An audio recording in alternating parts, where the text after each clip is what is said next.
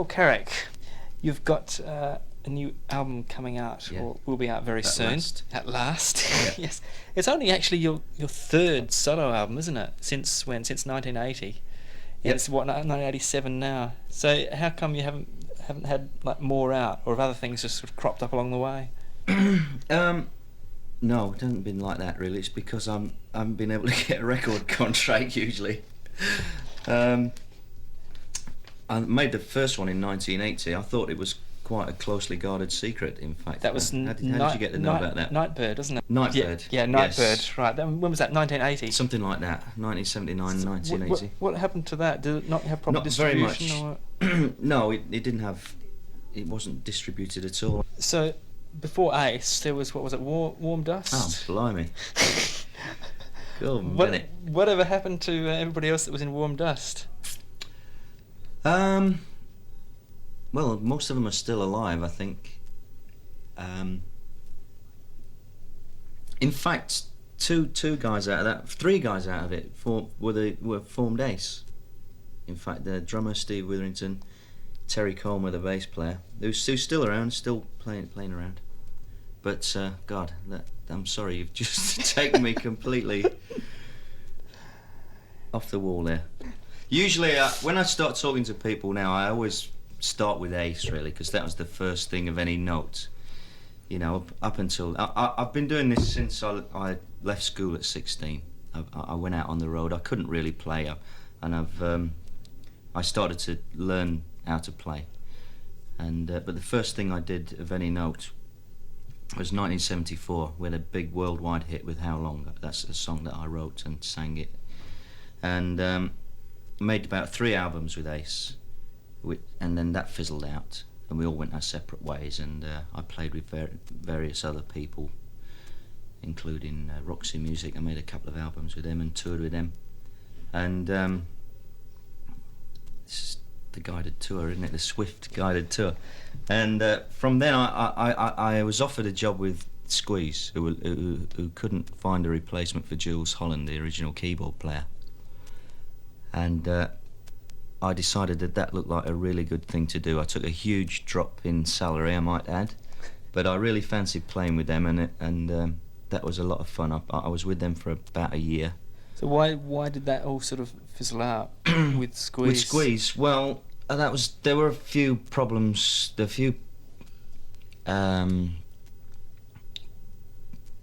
in-house personality problems, which I'm really glad to say have sorted themselves.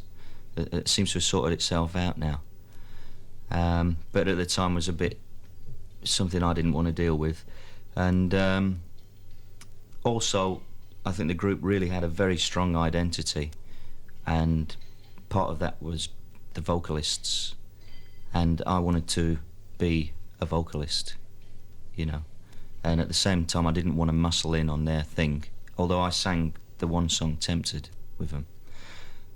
So that was another reason, but it's all quite amicable, you know. You still see them, you're still mates with them? Oh yeah, in fact I've written one of the songs on my new album, One Good Reason, I've written with Chris Difford, and we still in fact have had a couple of unsuccessful attempts at writing other songs, but I'm very keen to keep that connection open, because I think we can write some good songs between us. He's my favourite lyricist, without a doubt. Do you find you have more problem with lyrics than you do with music? Yeah, because I haven't got a hell of a lot to say, in fact, I think. I mean, I like singing songs about boy and man-woman relationships or whatever, and I don't like to get too clever, otherwise I sound pretty stupid. But Chris has got a great knack, I think, a great descriptive way of writing that I admire very much. But sometimes it's very difficult for me to sing. Being the sort of singer I am, a kind of, solely sort of passion-orientated singer, some of the things which he writes, which are very tongue-in-cheek, don't sound so good. But something like Tempted did seem to work, because it was a story you could believe, Right. So how do you go about, when it's a relationship type song, how do you go about interpreting somebody else's song? I mean, do you have any problems with things like that? No, in fact, I'll probably confuse you there a bit because I don't really care what I sing about, to be quite honest. You know, I'm more interested in what I can do with the melody than anything else. Although I think from the point of view of the listener, it's good if you are saying something interesting. But most of my interest comes from the actual singing and the melody. Are you like a happy person generally? Yeah, sure. I've got plenty to be happy about. You know, I'm having a nice day. You know, I'm very, very fortunate chap. I think. You know, I'm doing what I like doing. I've got a lot to grumble about, really. So who produced the album? Chris Neal, who's he produced the Mike and the Mechanics album that I was involved in the year before, and he's got a mile-long track record for a lot of pop stuff. After having the Mike and the Mechanics success, which I put out. How can I recap here? I put out that Suburban Voodoo album myself, which had a little bit of success. When I was eventually dropped from the record company. You know, there was a change of staff and this, that, and the other, and I got the bullet basically. And for 3 or 4 years after that, I couldn't get arrested. You know, I couldn't get a record contract doing the stuff I was doing, which was pretty much R&B orientated stuff. And out of the blue, I got a call from Mike Rutherford from Genesis, who was doing his solo project, this Mike and the Mechanics thing, and he asked me to sing a couple of songs on his album. And I went down there for an afternoon, and you know, Bob's Your Uncle, it turned out to be a massive hit in America. Well, in fact, in a few places, that silent running. And then all of a sudden, of course, the old phone started ringing, and everybody wanted to hear, you know, my demos. So I went home and frantically started tarting up all my old demos, you know, and basically landed myself a new deal. Tell us about the Huey Lewis connection and Here I Am. Well, I've known Huey for a long, long time. In fact, from when I lived in California, which was about 1976. I lived out there, and I was the one who was having a bit of success at the time. And he was in a California bar band called Clover, who we used to think were great, and we used to go down and see them and sit in with them, and we got quite pally with them. And then they went to England, in fact, Clover did, and they got caught up in the whole punk thing, although they didn't play punk music as such. But what they did do was they played on Elvis Costello's first record, his first album. They backed him on that. So they were over in England, and I don't know, the connection was always been there, but Huey sent me this song. He said this is a song he's written with his mate Mike Duke, and I believe another chap, and it's great. It's an accessible sort of song. It's very Huey Lewis. It is. I mean, when you listen to that, you think, oh yeah, I can imagine how Huey would treat that. Well, I think he would have treated it a little bit differently. In fact, I think he wanted to produce it. In fact, he wanted to have a little bit more input on my record. He wanted to produce a few tracks, but unfortunately it didn't come about because of his touring commitments. Were you much affected by the whole punk thing when that happened? Much affected by it, yes, I suppose so. I didn't feel part of it at all. In fact, I'd been living in America for about a year on the West Coast when I was originally in the band called Ace, and we'd had a bit of success in the States, and we were out there for quite a while. And when we came back, things had changed, you know, a hell of a lot. And I didn't like it much at all, because I thought all the people they seemed to be having a go at was people like me, you know, who were laid back. And but a lot of my friends did seem to be involved in it, you know, particularly Nick Lowe, and who was writing there, and Jake Riviera, who's now my manager, and people like that. But I found it a bit weird. It was Button Off My Shirt. Was that specifically written for you? It was another song that was floating around. In fact, I think it was sent to a couple of other people who turned it down for one reason or another. But we thought it was a good one. It's written by Graham Lyle and Billy Livesey, who've written quite a lot of hits for people like Tina Turner, and that they're very prolific. Right. Mm. Did you do the arrangements on the album as well? 'Cause that particular one's got a really good arrangement, I think. No, I would give credit for most of that to Chris Neal. Obviously, I would put my oar in, but you know, I don't think Chris Neal will ever have an easier artist than me to produce than I was on this particular occasion. You know, I made sure I let him have a good long reign on it, because, as I said, he'd had certainly a lot more success than I'd been having for a few years there. And also, there's another guy plays keyboard. I play keyboards, as you know, but there's another guy playing keyboards on there, Paul Wickens, who was a very good player. Who else plays on the record? Pete Van Hook plays all the drums. He was also involved in the mic and the mechanics thing. And Tim Rennick, who's an old friend of mine from way back, plays guitar on every track but one. And that's a funny connection, because he's now playing with Pink Floyd, and I'm out here playing with Roger Waters. So we're in different camps there. Did you write "Give Me a Chance"? I did. Is it like fairly easy to write? Very easy for me to write songs like that.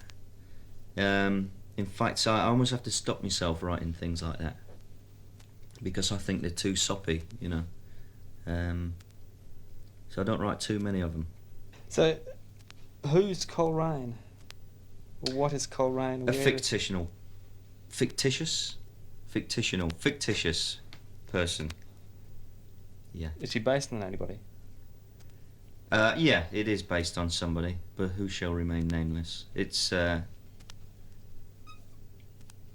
we don't want to take all the mystique away from it, if there is any, you know. But it's kind of an anti-drugs song, if you like. In fact, believe it or not, I'll leave that one to you to have another listen to it. In fact, it wasn't called Coleraine to start with. It was called Cruel Rain. It was just something I was singing away there one day, and I started singing Cruel Rain. But I decided I was really chuffed, because I had this great riff happening, and I thought I'm onto something at last. And then I realised that it was too much like Red Rain, Peter Gabriel, and I just didn't have the front to see that through, so I changed it to Coleraine.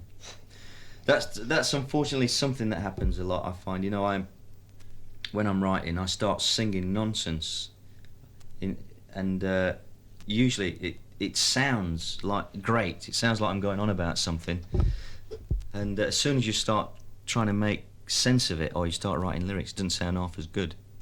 Okay, you're with a new record company. Yeah. This time again, and they're going to look at ways to sort of, if you like, market you. I Mm-hmm. mean, in the UK especially, image is real important. It is. I mean, how do you feel about that I whole hate side it. of things? I hate it. I mean, because I'm not, I haven't got a great visual image, so obviously I don't like it. It's sour grapes, really. I mean, if I had a great haircut and the bone structure, then I'd be all for it. You know, must admit. But it makes things a little bit difficult. But you just have to try that a bit harder on the musical side of it, I suppose. Really, I'm fortunate in a way, because I've always had the American connection since 1975, when I had that original big hit. And because of all the things I've been involved in since then, I've always been able to come to America and earn a living. And because radio's so big over here, a lot of people are familiar with my singing and what have you. And I tend to think I'm accepted a bit more there than I ever have been in England. I don't know if I ever will be. Do you feel you're still improving? Oh yeah, definitely. Yeah, in what way? Well, just as a musician and as a person, I think I've got more to offer. Definitely, I think most singers, unless they're real shouters, when they might have some problems as they get older. I'm not really a shouter. I'm more of a singer, and I think, like most other ones, you get better, really. In your technique and your sound. You know, so I don't see any reason why I shouldn't keep getting better, really. But it's the other side of it that's difficult, the image side of it. You know, a bit of hair when your hair starts falling out, then. But you know, I have to find the hat, I suppose. So, how much bearing does success have on your self-confidence? I don't know. That's a funny one because obviously, you know, your confidence goes up and down like anybody else's, I think, in any other work of life. And if you're having a bit of success, obviously it helps. I like to think that I've got a belief in myself and what I do. I believe that I'm good. It's just convincing other people, really. You're still fairly ambitious. I've never been very ambitious, really. I don't particularly like. I don't want to be famous or anything like that, but I would like my records to be in the charts. It's hard to have one without the other. There's a bit of a dichotomy there, isn't there? Well, what I mean is, I don't care if I walk into a bar and nobody in there knows who the hell I am. That's absolutely fine by me, you know. So I can go to the football match and without any hassle. But at the same time, it'd be nice to have millions of people flocking to the record shops and handing over their dollars for the records. Yeah. But I've been lucky in the fact that I've always been, you know, or at least certainly for the last 10 years, I've always had plenty of projects to be involved in, and you know, I've worked hard on the road as well with various people. Some famous, some not famous. That's another thing that hasn't bothered me, you know, whatever I'm doing, I accept it for what it is on whatever level. So at the moment I'm playing with Roger Waters for 20,000 people, and that is a lot of, you know, it's great, it's fantastic. But you know, I also had 3 or 4 years quite recently with Nick Lowe, schlepping around the bar circuit in America, you know.